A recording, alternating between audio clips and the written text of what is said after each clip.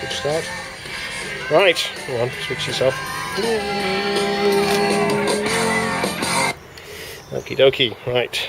So, I am doing a review. Barry and I have decided to start a channel on YouTube just so we can document our rantings. For our benefit, really. If anybody else wants to watch it, that's great. If you don't like it, don't care. So that's me. Opinionated and I like radio too. I don't care. Right, anyway, I pulled the Superduke out because it's going. I went in yesterday to to Bill Smith's, and I bought inadvertently a street triple, which is glorious. But in order to do that, I've got so many bloody bikes. This one's going to have to go. And do you know what? Good riddance. I've had the bike for 6 years. 6 years? Something like that. And I was reeled in by the looks, because as you can see, it's a 2006 Superduke 990 with the LC8 engine, fuel injected. It looks incredible, as you can see. It looks astonishing. So, but it's a headache. It's an absolute headache. So I'm going to quickly go through what I like about it and what I don't like about it, and give you my honest opinion of the bike. I'm not the greatest rider in the world or the fastest rider in the world, but this bike put me off bikes for years, and it wasn't until I got a softer machine did I realise what I've been missing. What I like about it is the looks. The looks, nobody can deny. It's a beautiful looking machine with the pearlescent, sparkly orange in the sunlight. I just turned your heads the other day in J&S in the sunshine. The build quality is superb, absolutely top notch. Absolutely top notch. The sound is dominated. They're relatively cheap pipes, 250 quid for 2 pipes. You can't complain at that. And the way that she steers, she's so light and nimble, particularly compared with some of my bigger bikes, that she steers. It's like a leaf in the wind, as Barry once put it about some bike he was talking about. Brakes are good as well. Other than that, no. I would rather ride that than that. If you're in the mood, and Barry hit the nail on the head the other day, if you're in the mood and you're in attack mode, it's great. If you're not, they're coming off before I give this back anyway. If you're not, then this thing will just give you nothing but heartache.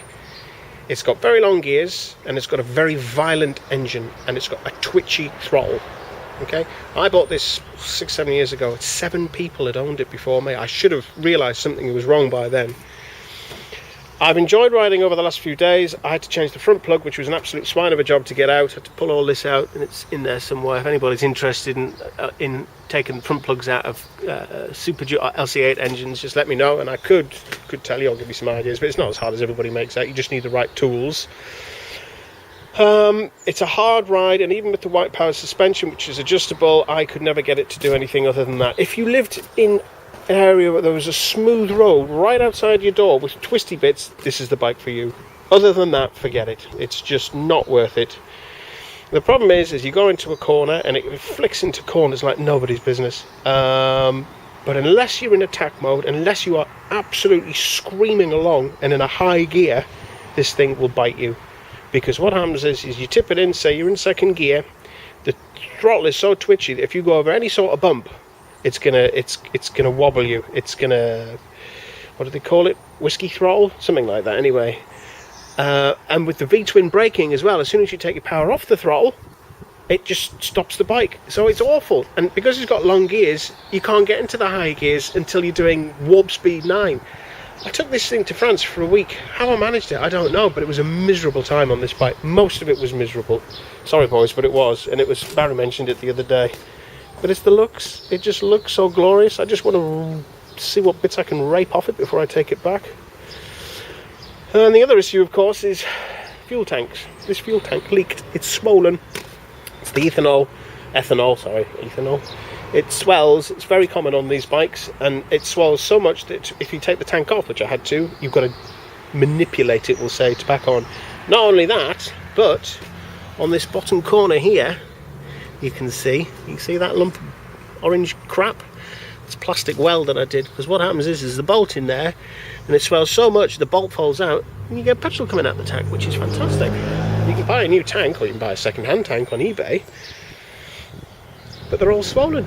So unless you buy a carbon fibre tank, which was on here before I got the bike apparently, then you're going to have problems. And the tank range, 70 miles before the light comes on. 70. I took this thing to Spain. What was I thinking? Just looks though. Build quality and looks. I'm not... Look at this. I mean, it really is beautiful.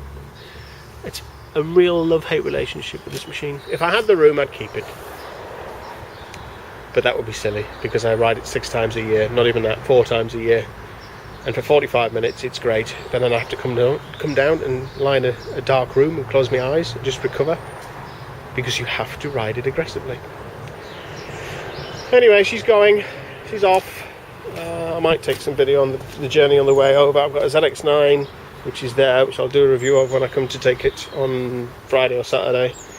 And they offered me a good deal on that. He offered me 2.5, which I thought was fine, and 1,200 for the ZX9 against a pearlescent white glorious, or Gloria as she's going to be called,